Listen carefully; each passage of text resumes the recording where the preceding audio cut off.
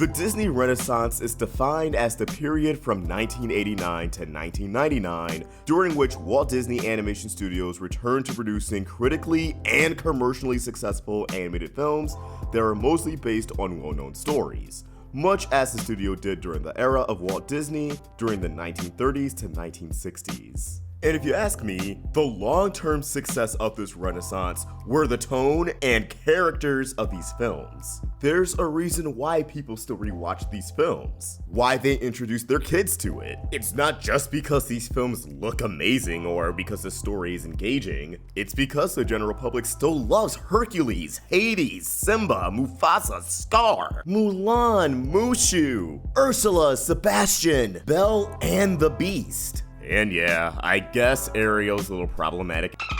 The characters are the ones who drive the stories. Now the world, plot, animation quality, and messages matter, like a lot. But what do you see on the merch? The characters. And it's not just about them being likable, but relatable, flawed, and, well, human, even when they're not human. Now, obviously, since the Disney Renaissance, the company has kind of, taken over the world. Like, literally, look at this air molecule. It is shaped like Mickey Mouse. That urge to watch Disney Plus after going on a jog was not coincidence. Because Disney cannot fail at this point, with all the properties and blockbuster hits they own, I doubt we'll ever see another renaissance. On the big screen, that is. Between live-action remakes, the MCU, Pixar, and Walt Disney Animation Studios, all of which have an ensured formula for success, they don't need to worry about their films or the box office. However, there is a whole nother aspect of Disney as an entertainment company that quite frankly has not gotten the respect it deserves. The realm of television.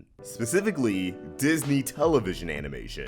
Disney TVA for short. Few of its television properties have ever reached the success of their theatrical properties. Like, let's be honest with ourselves, out of all the televised animated series on Disney Channel, how many of them do you think anyone could recognize on the street? Again, we know almost anybody of any age can recognize Aladdin, Jasmine, or for even more recent examples, Elsa or Moana. But if you just wrote down every prominent character in a Disney cartoon and drew a name at random, I do believe that, unfortunately, a lot of people would be unable to recognize them. We have Kim Possible, The Proud Family, Phineas and Ferb, and Gravity Falls. I think most people would scratch their head if they saw the homies like Dave the Barbarian, Brandy and Mr. Whiskers, the Buzz on Maggie, Milo Murphy. I think Star's kinda mainstream, or at least it's climbing up there. I kid you not, I've had like 3 or 4 times where, since Disney Plus has launched, I'll go over a friend's house. We'll be talking. They'll mention they started watching a cartoon, and I'll be like, oh snap, what show? And they'll be like, oh, it's called Star vs. the Force of Evil. Have you heard of it? To which I'll be like, whoa! But the fact remains, Disney TVA needed their own renaissance. Just banger after banger that doesn't just meet critical success,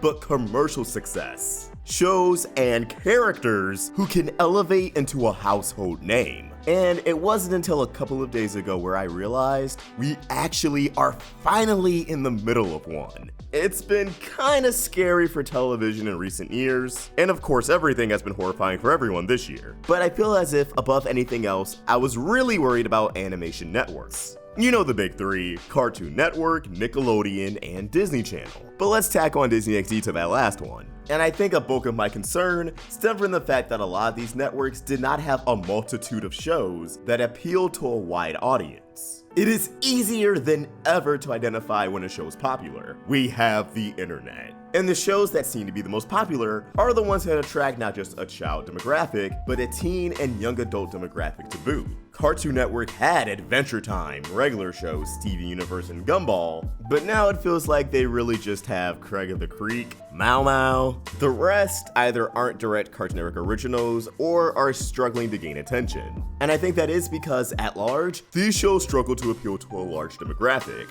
I know people in their teens and 20s watching and talking about cartoons seems like it could be a newer thing, but it's always been there. Growing up, I had my cartoons that adults would watch with me. And if it didn't appeal to them, they wouldn't watch it. Now, if it's not obvious, Kim Possible, Phineas and Ferb, and Gravity Falls would fit the criteria of shows that I knew other people watched beyond my age range at the time. I think an issue with Cartoon Network's television presence at the moment is that they didn't replace any of their heavy hitters with shows like them. Adventure Time wasn't replaced with something like Adventure Time, although we had Steven Universe. Regular Show wasn't really replaced with anything like Regular Show. Gumball wasn't really replaced with anything like Gumball. Steven Universe was not replaced with anything like Steven Universe. And while I'm glad there's variety, while I'm glad Cartoon Network can be a jack of all trades for animation, that's a problem because you want people to stick around. This is something Disney figured out really well. But let's also touch on Nickelodeon real quick. Loud House? Rise of the TMNT? Avatar! Who cares if it's been over for 12 years? Avatar! Look, Netflix, it's trending. Something that makes this era for Disney TVA a renaissance in my opinion, is that they kinda have an edge over their contemporaries at the moment. When Gravity Falls began to pop off, we were given Star vs. the Forces of Evil, another show with lore and an overarching story. However, it was different from Gravity Falls in both its structure and tone. When Star concluded, we were given Amphibia and The Owl House, two shows that presented an innate overarching story and reason for the audience to be engaged. They gave their audience a reason to keep watching. But they're not just letting lore dominate the channel, which takes us to the bigger picture. Right now, unlike Nickelodeon, unlike Cartoon Network, Disney is offering a variety of shows that meet different genres and criteria. DuckTales 2017, although yes, being a serialized show with an overarching story, fills the role of a legacy show. It's a reboot and reimagining, utilizing a wide array of the Disney afternoon characters, keeping them fresh in the mind of a new generation, while also appealing to an older generation that are familiar with these cartoons. The new Mickey Mouse shorts also accomplish this, but DuckTales has really taken it to a brand new level. Meanwhile, you have Big City Greens as the flagship episodic comedy. And like, this show has to be poppin' because a whole ass TikTok of a guy just looking at the television screen watching the show for a minute straight got nearly 1 million likes. Probably surpassed it by this point. So imagine the views. I don't think this was just a case of TikTok algorithm either. I wholeheartedly believe Big City Greens was chosen because the creator of this TikTok enjoys the show and knows that it's popular. And if a show is popular on TikTok, it's just popular in general. I'm sorry, I don't make the rules. I don't even use TikTok. Last but not least, Big Hero 6 the series kind of fills 2 or 3 niches. It's a spin-off of a movie, it's a superhero show, and it's kinda the most prominent school show. It's really unique because instead of focusing on middle or high school, they're just straight up at a university. Well, okay, institute, but it's still a prominent setting and plot device of the show. It makes sense since the creators were behind Kim Possible, a show with a prominent high school setting, but for those who are seeking out a cartoon about people in school, searching for that relatability, I would say Big Hero 6 is the best fit. Again, I can't stress enough, it is really cool that it ended up being Big Hero 6, because these aren't really kids or teens, they're just young adults. I mean, aside from Hero obviously, he is a kid.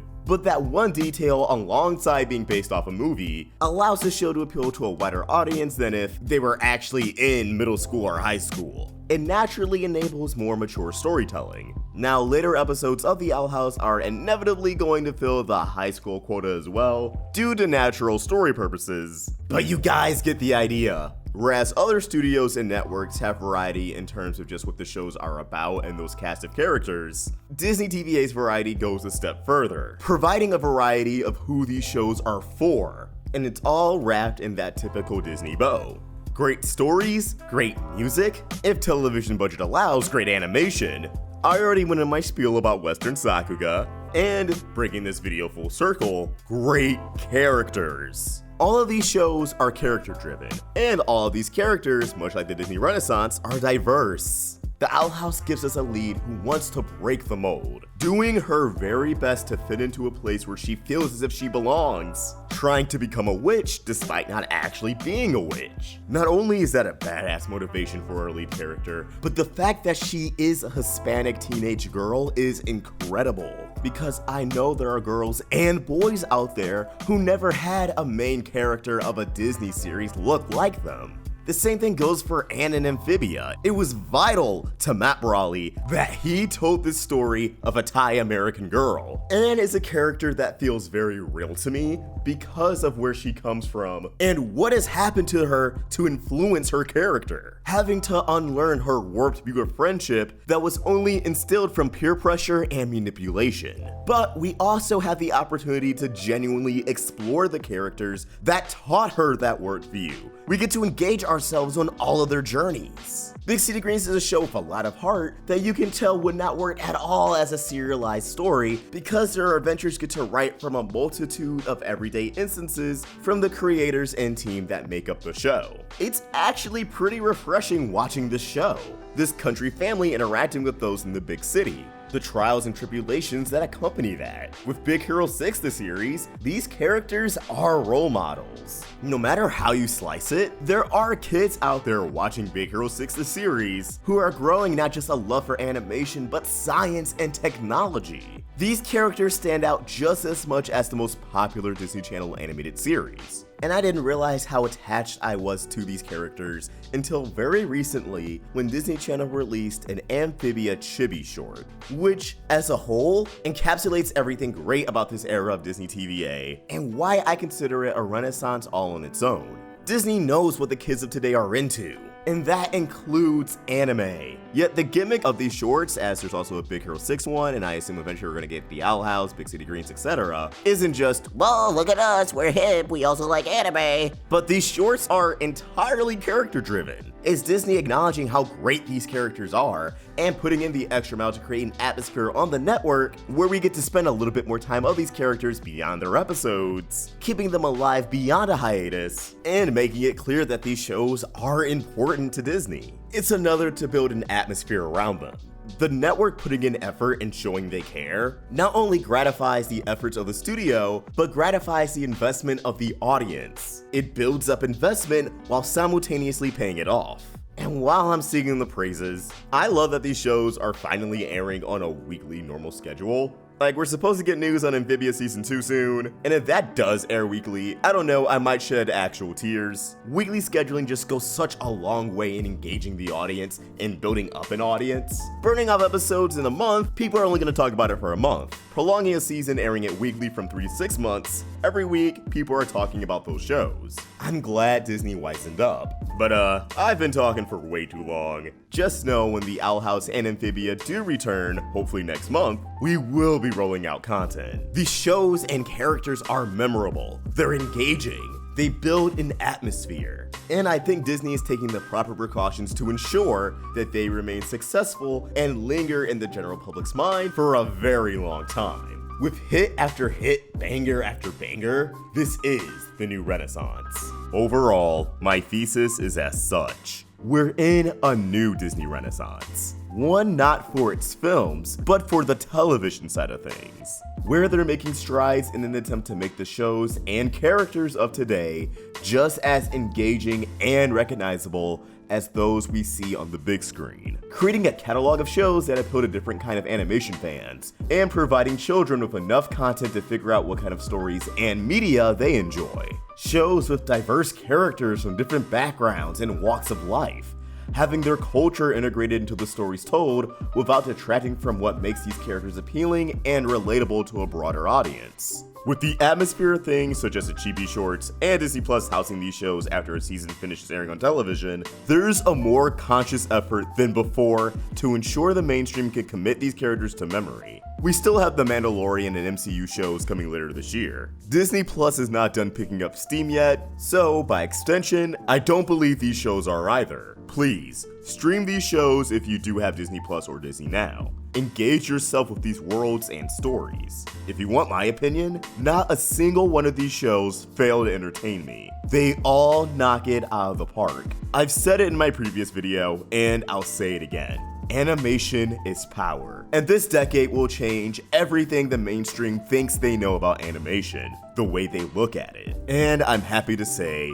Disney is one of the leaders in that charge. But as always, these are just my thoughts, and I want to hear yours. What do you think? Would you consider this the strongest era of Disney TVA so far? Or do you need to see a little bit more? Let us know your thoughts in the comments below, or tweet your thoughts at Roundtable Vids, and for more of my own thoughts, you can find me at OstricVox. We're also on Instagram. If you enjoyed this video, please give it a like, and subscribe to the Roundtable for more great cartoon content. Thank you for watching, and I hope you have an awesome day. OstricVox, signing out.